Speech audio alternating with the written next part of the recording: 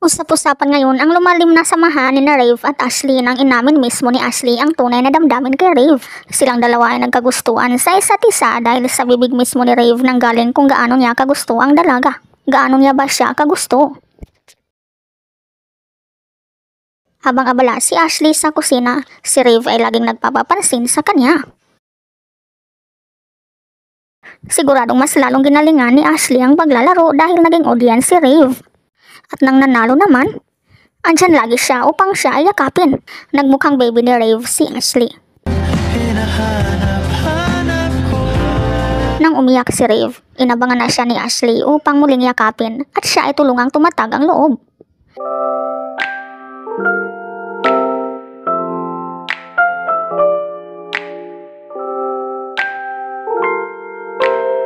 Hanggang nakipag-usap si Rave sa ibang housemates. Si Ashley naman ay todo ang tis ng kanyang mahabang buhok.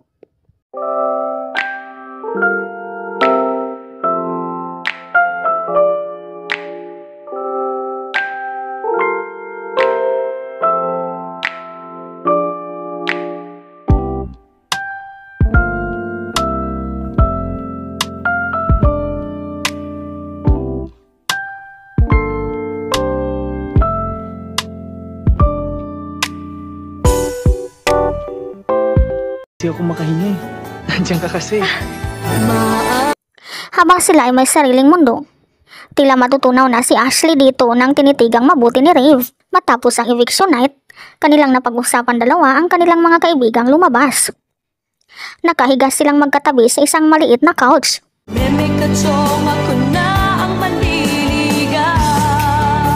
Habang may ginagawa itong si Ashley, si Rave ay talagang nangangailangan ng kanyang atensyon. Na ginusto naman ng dalaga. Habang umiinom ng tubig na patalikod, tila ayaw magpahalata ni Ashley na kanyang naramdaman si Rave na nasa kanyang likuran lang. Nang umalis na si Rave, saka naman siya tiningnan ni Ashley at sinusundan pa nga. Hindi niya matiis na hindi sila magkadikit.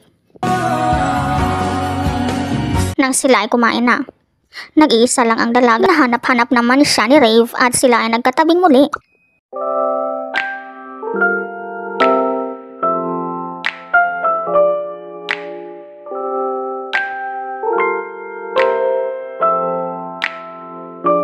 Nang naglalaro si Ashley, siya ay tinitingnan ni Rave. Umupo na si Rave at para-paraan naman ang dalaga dahil siya ay tumitigil sa paglalaro at tumabi sa kanya.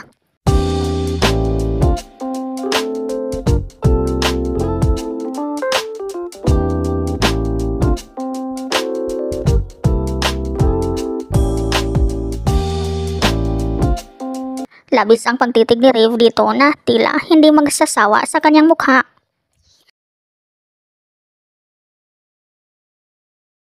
Nagsishare na din sila ng damit dahil ito ay suot-suot din ni Rave.